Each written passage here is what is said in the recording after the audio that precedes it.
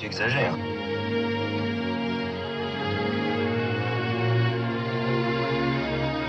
Oublie les choses que je t'ai dites, Paul. Fais comme si je n'avais rien dit.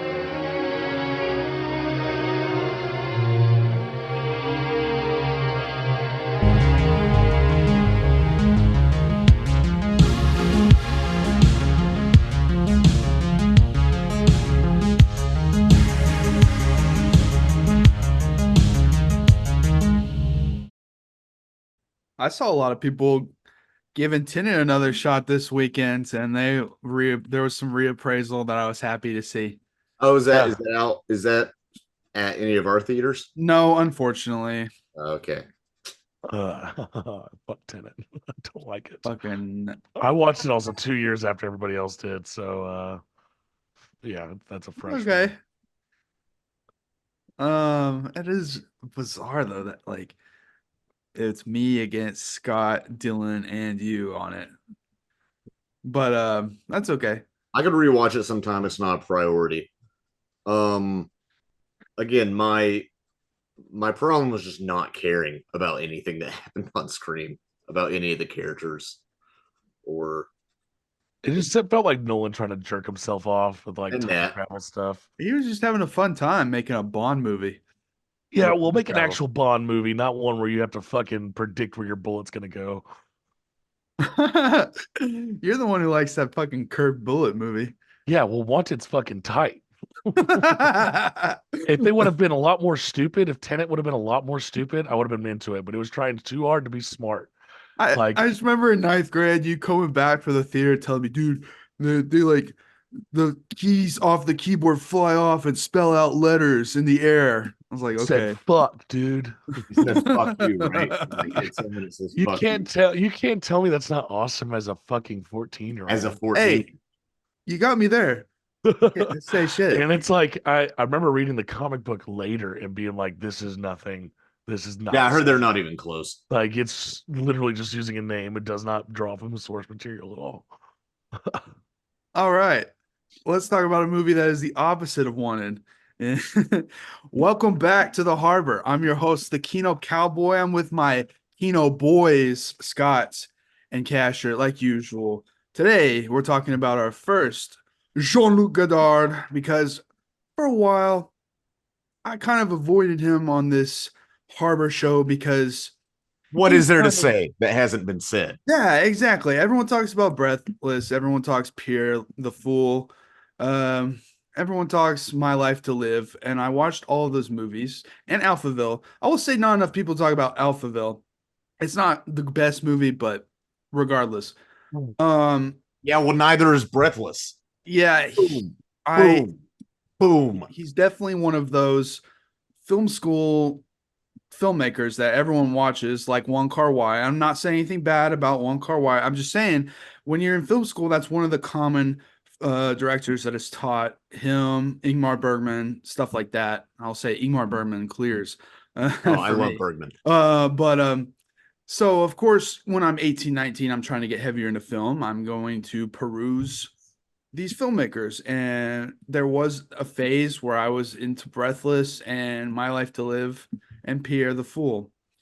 But as I got older, and I feel like a douchebag saying this, I felt like I grew out of some of that a little bit. I got the grasp of a lot of French New Wave in the style, and particularly Godard's voice didn't resonate with me as much as I got older, as I felt. Not to say that he's a shitty filmmaker, but he has some complexities to him, and I figured this movie has enough stuff going on that I think it would be actually a decent talking point for us because we have varying degrees takes on Godard, I feel like. And also I like movies about making movies, and this is not like many other movies. Yeah, I was gonna say there's a common theme we usually have here with some of the filmmakers we do, and it's if there's the process of making a movie, Adrian will want to have it on the cast, which is good. This is kind of like the opening of this confused the shit out of me for a second because I was like, are we watching a documentary or like what's going on? And then it's Casher, like, have you seen Godard? What Godard have you seen? barely any. I think Breathless. Okay, I don't like the French language. I do think it's overrated. I like the Italiano if we're talking romance languages. I just haven't really had an interest a whole lot into the whole French New Wave thing. If I'm going to watch a French film, it's going to be all along the lines of Lahaine. And that's Still my favorite French film. It's the best. Well, so this movie and a lot of Godard's work, it's a lot like Tenet in that I don't care about any of the characters. We were talking about Tenet before recording this. I know, listen, I get it in the broad strokes, and I have to contextualize it as these are post-war movies. He's the really mainstream postmodern filmmaker, I would say. I think that's fair to say, right? Yep. And that he introduced a lot of and possibly invented a lot of these postmodern filmmaking concepts, jump cuts and nonlinear storytelling. And Bertolt Brecht is name dropped in this movie because he took the Brechtian thing of, hey, remind people that they're watching a construction, something that's not reality, in order to emphasize not the emotional aspects of the film, but the intellectual, the thematic aspects of the film. Which I get it, and I think it does work in that sense, but I do have to put my mind into someone of like, this was very groundbreaking in the 60s. I find it emotionally cold. I feel like a lot of what it brings up philosophically and thematically is not all that interesting, or at least not presented in that interesting of a way. Or just things I've seen other places. And I know it's because Godard did them first. All right. I can't say that enough. But also, even when I watch other filmmakers that might do it, like a Fellini, I feel like there's more heart, when I watch this. Godard is making a movie about two relationships he has, his relationship to filmmaking and his relationship to his wife, Anna Karina. This is definitely semi-autobiographical in that sense. So before this, just a real quick background. This is only my second Godard film. And I actually watched My Life to Live a while ago. It was fine. I, enjoyed it enough. I didn't feel the need to watch a bunch more Godard. I like the 400 Blows a lot better. I was literally about to say that. if I don't know a ton of the French New Wave. I think those are the only two directors, him and Truffaut. Yeah. Like Truffaut has a warmth and a humanity to him that he melds with the New Wave filmmaking styles. Godard very much seems so focused on the filmmaking itself that some humanity is lost. Some people might argue that. That's fine. Yeah, the weird part about it is growing up, especially on websites like Tumblr and stuff, you would see GIF sets and posts that would kind of use Godard's early work to have this romanticized slant on like the 60s and France and just that era of filmmaking. And I'm like, his stuff has too much of an emotional disconnect, I feel. So where are you getting this kind of like you can't just use this imagery and force your own shit on it. I feel like there's plenty of other French and other films that can bring out that kind of feeling of escapism and maybe some wanderlust or something like that. That's not these movies at all. I always found that weird. It is weird, and it's because obviously those people hadn't seen these films, and I feel like New Wave films have been mocked so much, and there's even been mockeries of those mockeries. They have become a meme, in the sense of like a romantic yet avant-garde movie where people are wearing berets and smoking cloves. But when you watch these movies, at least some of them, the ones I've seen, and I don't claim to be an expert, by part of our shtick here is the Harbor is that we're not fucking experts. But we're still patrician. But we're patricians, I'm a drinking? professional amateur film critic. What are you drinking, Adrian? It's a sparkling water, No, blueberry lemonade from throw that Trader away. Joe's. Go get a Coke Zero. I You don't won't have any drink Coke anything Oh, Zero. sorry. but I'm Coke drinking Zero. water. Is that allowed? It's blurred out. So Yeah, it's blurred Yeah, out, no, dude. it's blurred out. That's fine, but that's disrespectful, dude. I can't drink coffee either. Is that bad? Yeah, well, Yeah, we coffee's spoke. we got to support the Coca-Cola industry. What will they do without us? Yeah. You know, we're really hoping to get that sponsorship, guys. This is going nowhere. So I do want to make a point. I did watch this. I finished it today. I watched it today while I was working. Was able to actually manage that because I just fuck work right now. But I was watching it and I finished it and I was like, man, I don't know what I'm supposed to pull from this. Like this is like you said, there's that disconnect there. And so I went on YouTube and watched like a 20-minute video essay on it. And was a little bit more impressed after learning about the editing styles and the way he uses music.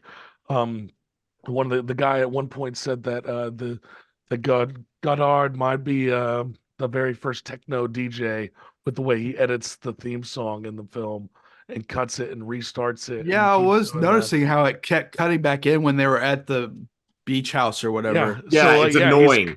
He's cutting it and he's like setting it back and setting it back and setting it back. And then like the way that he uses perspective changes to kind of confuse the audience on whose actual perspective it is. And just like some of the ways that he was filming and editing seemed perverse is what they said.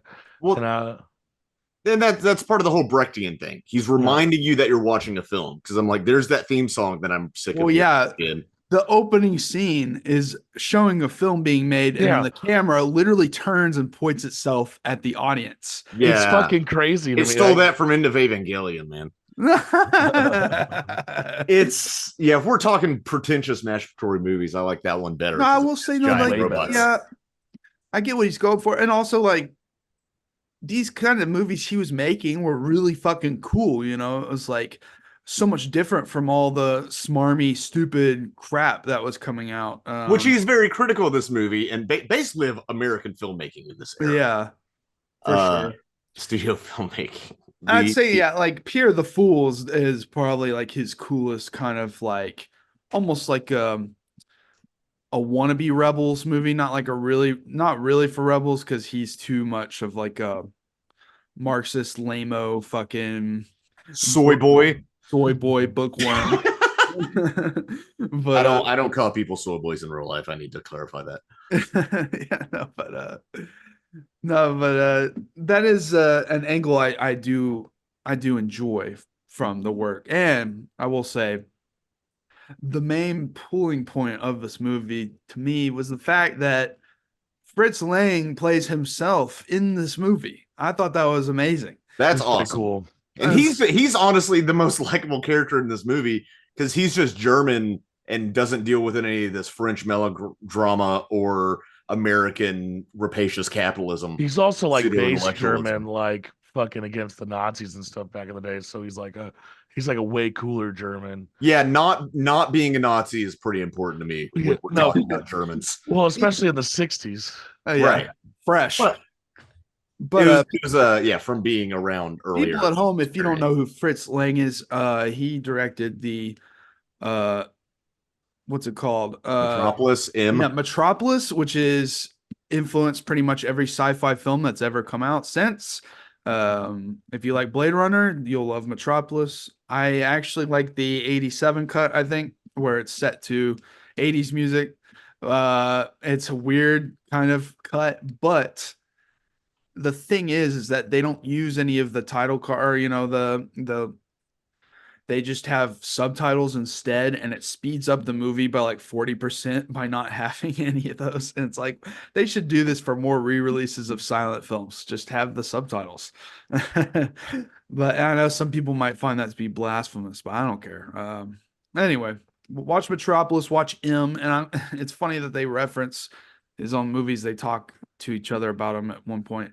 But him being part of the film is very interesting because it just shows the exacerbation of the studio system. It's like, okay, we've got a German director, American producer, a French writer, and they're shooting in fucking Italy. Like, what a pain in the ass just to make a movie.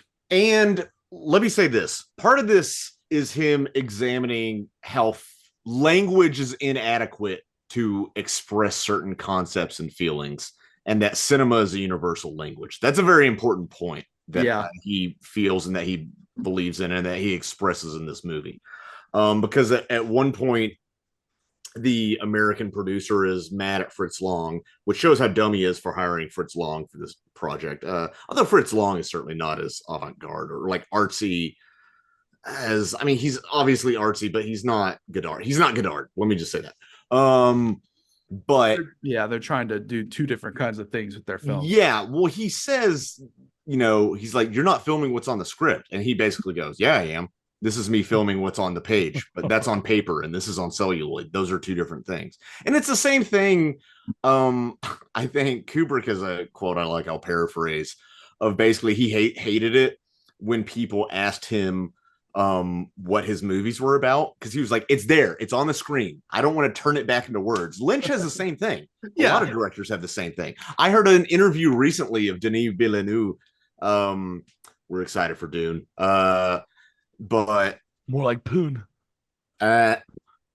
But him talking about his ideal movie is basically a silent movie. He thinks that most movies have too many words, which you can see that in his filmmaking. Because that is actually, I wrote that down because that was like his first bad take I've ever heard from him. And this movie I was thinking about how dialogue heavy this movie was.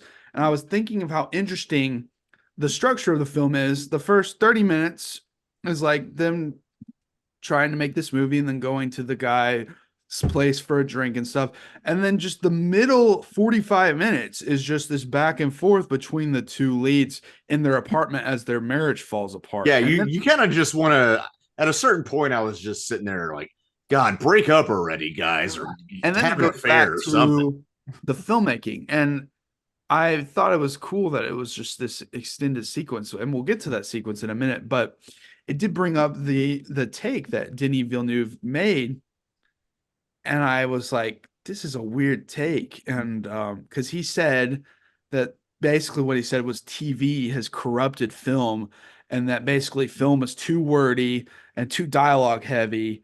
And that most, his ideal film was silent. And unfortunately, the proof is in the pudding with Dune, because that is a master class of Prisoners and every other film he's put out. It's just like imagery, and we rewatched it in IMAX, and I was just like absorbed, and the music was just so loud in IMAX. I felt like I was like transported. It was like almost like a psychedelic trip, dude. It was crazy. And so I get what he's saying, but like there's different kinds of films, and this movie, I think obviously it's part of the execution, but no TV show can you have two characters walking back and forth in an apartment for 45 minutes arguing. That would be the whole episode. You'd have to do some other shit. So I think that's disproven in this film. And are movies any talkier than they ever were? Are they? Yeah, I don't know. I don't have the data, but if you watch a movie in the 90s or in the 60s, people are talking. Yeah, it's like every director has their wonky ass take, I feel like. That's a fucking Singing in the Rain take for sure. So yeah, that was definitely brought to my attention while watching. I understand having the ideal, but also, don't put filmmaking in a box like that. It'd be different if he couldn't execute what he's doing well. Like he backs up his fucking thing by like, hey, here's the greatest cinematography you're gonna see for the next fucking 30 years of your life. No, he does it. It's like every film he has is just perfectly well cinematography. All that's good. But yeah, that's a weird take. But this movie would not be better with the removal of dialogue. And the dialogue at that point, it does somewhat go in circles, but that's the point. We're getting ahead of ourselves, but yeah, I know, yeah. I feel like if you want to study blocking, that's the scene to study. And boy, is it a scene. It's a long one. They have a lot of scenes that are good with blocking in this. Yeah. Godard knew how to make a movie. That's my hot take. Even if I can criticize him as cold, dude, by the way, some people criticize Kubrick as cold, but I still like Kubrick. So course. I don't know. The best part of this movie, just the concept that just really was funny to me is like, we're gonna have Fritz Lang do a Odyssey adaptation, but we want it to be like a postmodern take of the Odyssey and like make it kind of like weird and artsy and shit. And I was just like, Well, does the producer want that, or is that just what Fritz is doing? they're trying to, well, because he's hired the Paul, the French script writer, to rewrite it to make it more different, just change it up a bit. And they're all arguing, well, this isn't how Homer's Odyssey was. It needs to be more, classic and Right, which is part of Godard's obsession with breaking new molds. You're taking arguably the canonical work of fiction in the Western world, yeah, other than the Bible, and messing it up. At one point, Fritz even kind of craps on the idea of he's like, Odysseus is not a modern day neurotic. Men today are not Odysseus. He Imagine pretty much Woody said, Allen as fucking like Woody Allen is no, he's like, Odysseus was a Chad, all right, and his wife beat off suitors with a stick and a loom in order because she was so in love with him and knew he was alive and waited patiently for his return. So this idea of it's about projection in both the film sense and the psychological sense, because you have Paul projecting his insecurities in his own relationship, which itself is Godard projecting via a projector. I wonder if that kind of pun works in French. I don't know. Who cares? Stupid language. But can't keep a straight face with that. Speak American. No, but like he's projecting that onto this film, and then somebody else talk. Because I lost my thought. No, keep rambling. I'm ready to see where this goes. We get to pretty much the main like defining point of this movie is where this fucking piece of shit American asshole director or producer who basically feels like he can have his way and throw shit around and have his assistants pick shit up. Basically, he's like, okay, I want your wife to ride with me in my convertible to my house, and there's no room in the back, so you need to take a taxi or something. Like, that's where we get the idea that one, Paul is submissive and just gives in, and then two, he has half a mind that this could be used to his advantage in the world of filmmaking, which is both shitty things. And it kind of takes a moment for you to realize that second part, that he might kind of just done this on purpose, because when he does get there, he gets there 30 minutes late. It's like, oh, what took so long? Oh, I had to take a taxi and there was a crash and it took forever to get here. And we don't know if that's true or not. Yeah. And also, by the way, watching that, it off camera, you can hear Paul and Fritz Lang talking about movies while his girl's getting macked on. And I thought, that's us. That's me. If Fritz Lang was sitting here talking to me about movies, there could be a guy fucking my girlfriend behind my back and I wouldn't notice. And like, but it's like, he gets there and his wife is just almost distraught. And before I kind of piece together what's going on, I'm wondering, like, okay, did this producer like feel her up? Did he try to like, yeah, exactly, assault her or something? Like, it had to be severe. And then when I realized that probably nothing happened at all, it's the fact that he was her own husband, just let this happen and he didn't stand up for her. And that must have been just the nail in the coffin, whatever broke the camel's back of her reevaluating her own relationship, her whole relationship. Right. He could have just been like, oh, we can both take a cab, Yeah. We'll meet you there. Exactly. There's no way letting my wife fucking go with some sleazebag fucking producer. Some guy you just met, some sleazebag you don't know. And, you know how often there's the 60s. There was no Twitter. There was no hashtags. Doesn't matter. It's still happening now. Sounds like you're not that into being like a career man, bud. I don't care, dude. Thankfully, I have more integrity than Paul, and I'm not going to let my wife get fucking felt up by some sleazebag producer. I think a big thing is Paul is always just kind of like not really giving a shit about her. Like she's hot, but like even at the beginning, it seems like when they're sitting there in bed, she's like asking, "Do you like this, like this?" And she's like, "Yes." And We it's are like, says, yeah, it's yeah, And it's all aspects of her body. She yeah. says, "You like all of me," or "You like everything," but she never says, "Do you like my mind?" which it's First of Brigitte all, Bardot. that's annoying. Like she's like what? She was like a sex symbol at the time. She was the sex symbol. Yeah. Which it's so weird. This is almost his most studio movie, and then they said that scene in the bed where he's talking. They basically did that because the producers wanted her butt more on screen. And then Godard was pretty much like, "Have you ever seen one of my movies?" Like which is a fair thing. Yeah, that's also like he could have put more effort. And it's like, women like to play some cutesy games. Sometimes you just gotta roll with it and it's quit Well, being- especially if you're. I guess it's hard for me to see why these two people got together. I mean, it's hard for me to feel bad for the guy because he slaps her at one point, and then right. he's like, "Why did I marry a 28-year-old typist?" And I almost wanted to yell at the screen because you were horny. That's there's not a deep mystery here, Yeah. She saw you as somebody who was successful, or at least on the cusp of being successful. And like Anna Karina, I keep wanting to say Anna Karenina. Anna Karina, you married a younger woman. Yeah. It's like, I don't know, how pathetic and sad do you have to be to let this shit happen just because you want to work in the industry? I know it happens all the time, but it's just like, I don't know. That's how you make it. Man, I don't know. There's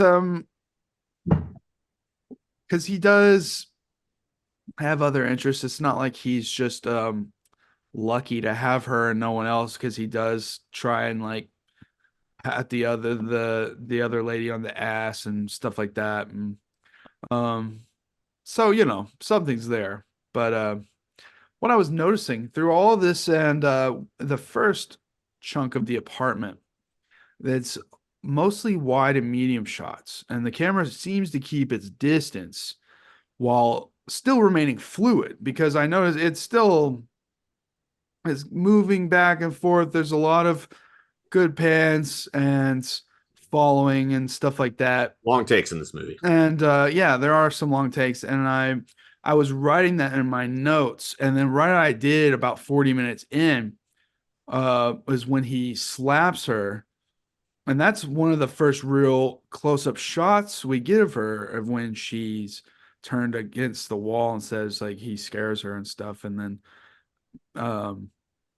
I thought that was an interesting kind of jump to close up. And I do find these older films, because there's this kind of slapping around women in these older films, and it becomes this complex thing, because it's like that's been so demonized now that I can't even fathom it. And it's when it's done in movies now, it's like an extreme point of contention, very important part of anything. And I feel like it's less so in these older films, and it adds to the almost like the complexity of how these relationships work. And I don't know how bothered by this do you think she actually was? Because Not as bothered as a normal woman would be now. That's easily a breakupable, divorceable offense now. Yeah. I'm sure most people had the same mindset that Sean Connery had in that old interview where he's like, you got to give her a little slap every now and then to keep her in line. God, Jesus. Yeah, not a lot of people brought that up when he died, and all the ass kissing posts. Yeah, he can't get you a job now. He's dead. Yeah. Wait, you don't got to kiss his ass. Yeah. But yeah, I just found that it's complicated because it is too easy as a modern audience member. I had to remind myself of like, okay, this is in the 60s in France, which I don't know what gender roles and feminism. I don't know what the status. It does happen a lot in older films like that. Yeah. So. It is a turning point, like you said, and that's represented with the camera work. Like you said, it was good that you picked up on that. Yeah, because like right after that, then they're in the bathroom, and it's no longer long pans and stuff like that. It takes a break from that, and it's now just static A and B backwards, while they're talking and arguing in the bathroom. Also, who's gonna fucking, like, if I was a woman, I wouldn't want to date a man who wears a fedora in the bathtub because he thinks he looks like Dean Martin. Like, that's lame as hell, dude. I'm Do you glad wear she called him. your do you happen to wear your crown in the bathtub? Yes, you can see it in my tie-in film, The Patrician's Guide to Kino. So, But not too far off. yeah. I just thought it was like they're calling out fedora use even back then. Yeah. It is. He has. It's funny. So I watched this today, and right after this, I watched Breathless for the first time. By the way, Wow. Yeah, it's a heck of a double feature. So I've been. You did both today? Is that what you said? Yeah, it'll probably be about 40 years before I see another Godard movie. Yeah, dude, it'll be about 10 fucking months before I watch another French film. God damn. But it's in that movie, in Breathless, the main character is obsessed with Humphrey Bogart. Yeah. And acting like that. And here we have him obsessed with Dean Martin. Godard really was not a fan of the American entertainment industry and of American cultural imperialism. Clearly, that is a thread through his work. Yeah. And who can blame him, honestly? He wasn't wrong. Yeah. Well, Patriot Act. What? I don't know. Anyway, yeah, that it's interesting you watched it for the first time. Kudos to you, I guess. But Was yeah, it like I know, I'm directly back behind. to back, or was it like I got some lunch. It was like a 30-minute break. fuck I made that. some macaroni. Does not sound fun, Scott. I mean, no, they're interesting to study, Casher. Yeah, I know it's absolutely. I've seen Breathless and this, but I just would take too much out of me to watch both of them. it's not fun. I'm pretty innervated. I got to do an open mic after this. I texted the guy. I didn't tell him why. I texted the guy running it. I might be a little late. I didn't say it's because I have to discuss Godard with a couple of other nerds on webcam. Yeah, well, this is the height of my week. So Yeah, man. but Height of your my week double until feature is a little Dune bit comes different. out. My double feature was I figured out that there was a movie, Wind of the Willows, which Willow, I love that movie. no, this is the 96 version that Disney got and renamed Mr. Toad's Wild Ride so they could tie it in I've watched for their that. ride. And one of the Monty Python alums directed it. And yeah, I'm not going to say more. Just look forward to the video I'm going to make involving this movie and others based on Disney attractions coming Yeah, soon. after our Disney trip the other week, which I spent too much money on, and I'm like, why'd I do that? Because I had a New York trip the week before, but you had free Universal tickets anyway. I rewatched Aladdin for the first time since I was a kid, and you know what I took from that? I'm an adult. You're so lame, dude. I am lame. I just rewatched Hercules and I was like, man, this movie fucks. Yeah, well, I'm a real adult. Okay, No, Yeah, but I need a job. Sorry, what were you saying? I lost my place. Well, okay, so basically they're rat. in the they're having this, and it just goes on and on as they discuss the relationship. It starts as like, okay, do you love me anymore or not? Why are you acting like this? Obviously, it's because the guy did something while I was gone or something. It's like, dude, come on. You know what you did. You're being a prick. And yeah, so it changes from this fluid medium shots, and then it goes to their static AB shots. And then it's I like that when they sit down and talk in the living room, it does that, like where it starts on him and then it slides over to her while he's talking, and then it slides over to him, and it just keeps that.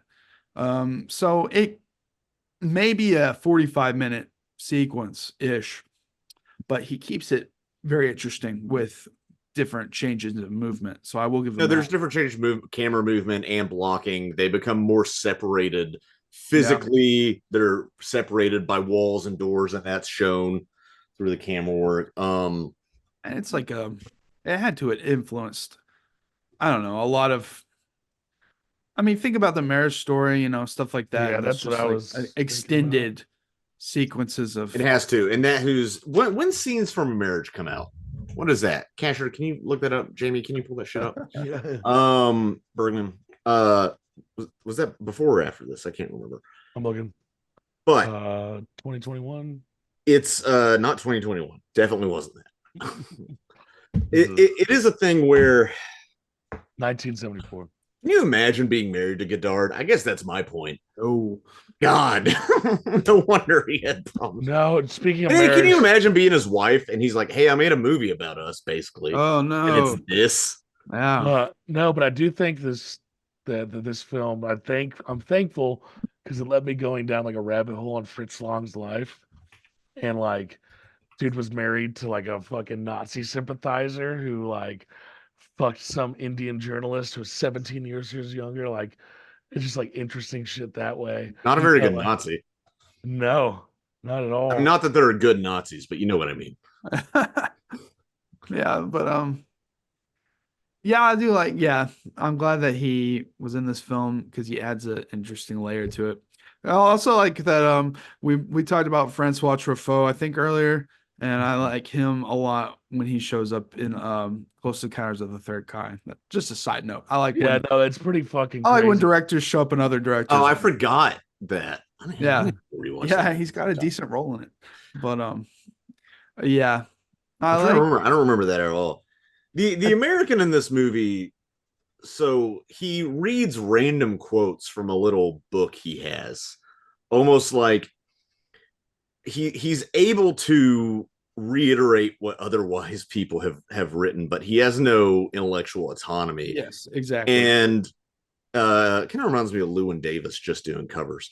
But I think that's another thing that he criticizes. God, there's one line where, oh, what's his name? Is it Jeremy? Yeah, Jeremy, the producer, says, I was reading the Odyssey last night, and there's something in there that we're missing. Poetry. And I'm thinking, it's a poem. Are you just realizing that? Yeah. That's what it is. That's like, I was listening to Beethoven last night. You know what I realized? Music. That's the same thing. Well, yeah, it's only gotten worse with adaptations, with like studio bullshit. I don't know. We've talked so much about Zaslav and Warner Bros. And just we need a Warner Bros. To remake this. Is what we need. No, it's just like That'd be too on the nose. so many literary adaptations. It's like, where, how did you, what? And I'm not gonna. Well, what's the point? Yeah. Of some adaptations, because Godard, I have the feeling that he has the feeling that cinema is a more intuitive sort of intelligence than text, or at least I think that, and I kind of already thought that. And you have it when Scorsese talks about visual literacy, or when anybody talks about visual literacy, and it being an almost more working class medium, the same way theater was. Because I guess with text, typically, at least the way we're taught to write, you sort of state your point and then you have a bunch of supporting arguments. And I guess you can do that in cinema, but it's more emergent and more organic, or at least it tries to be. And Godard plays with that dichotomy, though, because he breaks down and makes it more mechanistic at times, while also clearly being a very emotional person. He's a complex guy. Probably wouldn't have been fun to hang out with. No. God. But It's crazy to me that he only passed away just a few years ago. Yeah, and he was active pretty much his I entire thought life. it was last year, but it was actually 22. And I was like, Yeah. oh, shit. Yeah, we're still getting Time used to slipping away from 24. me. Shit. But I did count down my favorite Godard films out of respect. But that was on Instagram, so it's gone now. But I do like that sequence in the apartment it's kind of split into two, because it stops for a moment and it breaks into this dual narration that I really like, actually, where it's their two perspectives. It's almost like they would be talking back and forth, but it's just their own kind of takes on the situation, and then it cuts back to the scene. I was like, that's a great way to go into the next sequence where it's getting rocky. And how would you do that without Audio Villeneuve?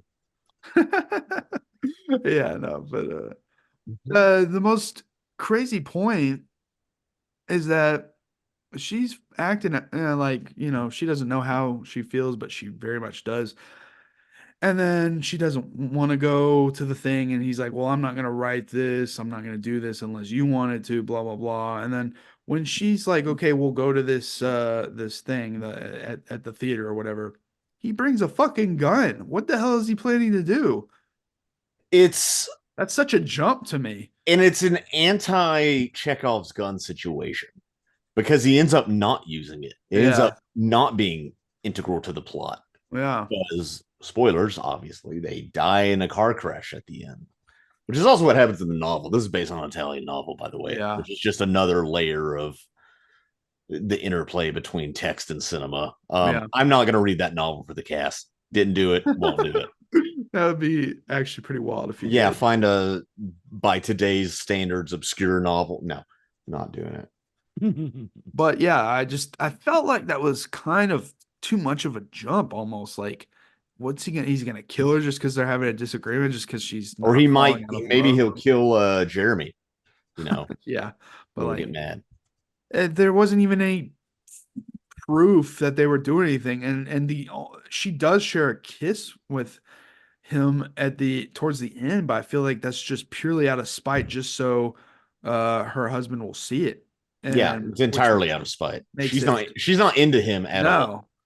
And just like all this could have been avoided if he could have been like a Giga Chad and had her take a taxi with him. But no, maybe not. Maybe there was already plenty there, but Well, this is a man who, like a lot of artists and a lot of people, he will never be satisfied with what he has in life. He will always be thrown about because he's as an artist, he's obsessed with fiction. Um, and we see that where he's ignoring her to look at Roman nudes, basically old Roman paintings or mosaics, what have you, of people banging. And he's straight up saying, I'm not interested in whatever she's talking about. I think the phrase I'm not interested comes out in that. And then you have other things. You have the very first scene of the movie is talking about how cinema shows our desires. Um, and there is that thing. It's weird. This is a very male gazy movie, but I think it's aware that it's a male gazy movie. yeah, Doesn't I stop think so it from too. being male gazy, but and doesn't even necessarily make it better. Um, but I think Godard is aware. Like, I wonder if he was thinking, has cinema um affected what I expect out of life, what I expect out of a relationship in this character who is so obsessed with like fiction and career that he's willing to sell out and be a hack and practically pimp out his wife. Because as an artist, as an idealist, was he thinking, hey, this 20-year-old 8-year-old typist, surely this won't go wrong as like a 40-year-old guy or whatever, in this weird power dynamic we have. And was Godard thinking, because I've thought this of, have movies, have fiction affected what I expect out of life? How many people, I think our conception of love and relationships, I think people can be hurt by movies.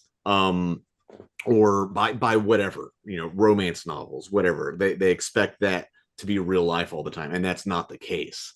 Um, and I wonder if Godard, because I'm just gonna straight up say like Godard is Paul. I'm not even gonna pretend like it's not. Or try to separate the characters. I'm sure there's some separation. I hope Godard didn't hit Anna Karina, but also probably. What's he gonna do? Sue me, he's dead. Fuck it. Uh, I don't know. Movies. Yeah. I feel like everybody's the hero of their own story, and then you very quickly realize that, I don't know, is anybody the hero? Yeah. Do any of us matter? Huh?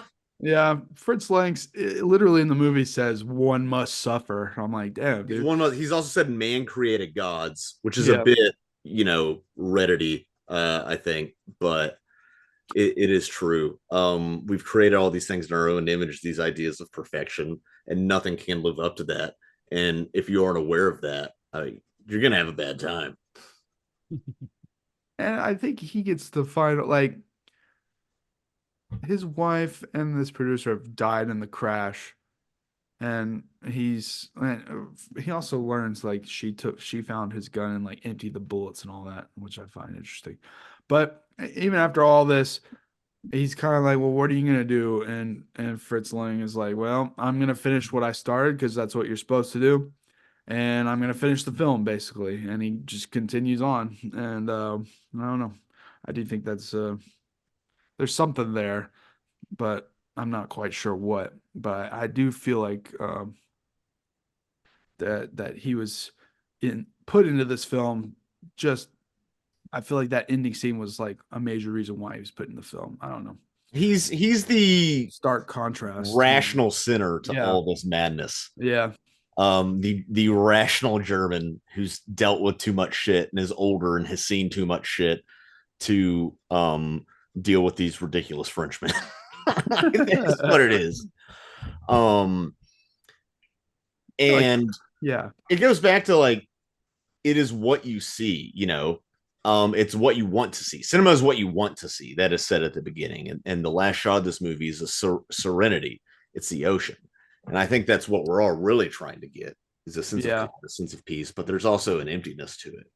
I feel like them dying in the car wreck's a little much. It is a lot. That's how it's got like a Gatsby vibe to it. It's like a overly kind of, I don't know, convenient, like mean-spirited, almost like. Yeah, how does he become like? What are you trying to say here? I don't know. Like, oh, now I can work. What about his wife or about some American producers? Well, that's how the novel ends. First of Yeah. all. So I mean, he's hired to make something out of paper in the same way that Paul is in this movie. So he has to stick to it. Obviously changes it. Yeah. But yeah, this is whether you like his filmmaking or not, there's still something to get out of his style and his execution and his thoughts, even if you're not fully connected to him emotionally. I was like I say, I love the way that he shot this and edited and everything that went into the filmmaking. And story was fine. It's just completely different era, different perspective on things, just different culture, really. And so for that, it's definitely worth checking out for filmmakers who want to get. I find this to be some of his better work, so I would say this and Pierre the Fool are probably worth checking out if you guys at home haven't really gotten into any Godard and you'd like to study him a little bit. But there's other French New Wave out there. There's other French filmmakers out there. It's not just Godard. So go, That is important to say. It doesn't start and end with Godard. Yeah. And I do wonder if I don't know the history of all the actors of the New Waves. I kind of wonder if, like we were saying earlier, he's been memed on. Is his importance overstated? But also he's influenced so many people. It's true. Too, and he's so prolific. But it is interesting. I would like to check out some of his mid 70s on stuff because he wanted to get away from his quote unquote cult of personality that was even prevalent back then. And he started to make like micro budget, experimental, like almost like non-film films that like some people are like, is this a film? Can this be called a film? That kind of stuff. So I might check out one of those just to see what the hell he was doing, just to get away from this kind of this level of filmmaking, because I don't know. That's weird that he would just want to walk away from this level of studio filmmaking. I wouldn't say it's weird. I'm just saying it's fascinating because he was breaking the mold while still under the budget of these studios. And, I would have tried to continue to push that if I were him, but I'm not him. So. Yeah, and thank God for that. That's why we like you. No, he started making narrative essays. He had Goodbye to Language, and which, I mean, the title Goodbye to Language. Come on, it's right there. Jesus Christ. Yeah. The Image book. I think that might have been his last film or one of his last films. If you're really into Garfield 2, A Tale of Two Kitties. Yeah, that's his that's his magnum opus for sure. Yeah. So anyway, thanks for listening, everybody. Next week we'll be back with Midnight Cowboy. an American movie. Thank God. If you want to check out anything else, we have plenty more episodes. I have a video essay on Wes Anderson's Asteroid City. Check that out. We have a tie-in film called The Patrician's Guide to Kino, a fun little romp that ties into this harbor show we have here. I wrote a book called The Kids We Used to Be. You can find it in the description below since we don't have any actual sponsors. Scott does comedy, so if you live in Arkansas, come see him. Yeah, or I travel around sometimes. Don't be a at creep, Scott K though. Comedy on Instagram. Yeah. So, yeah, we'll see you soon. Thanks for listening, everybody. Take care.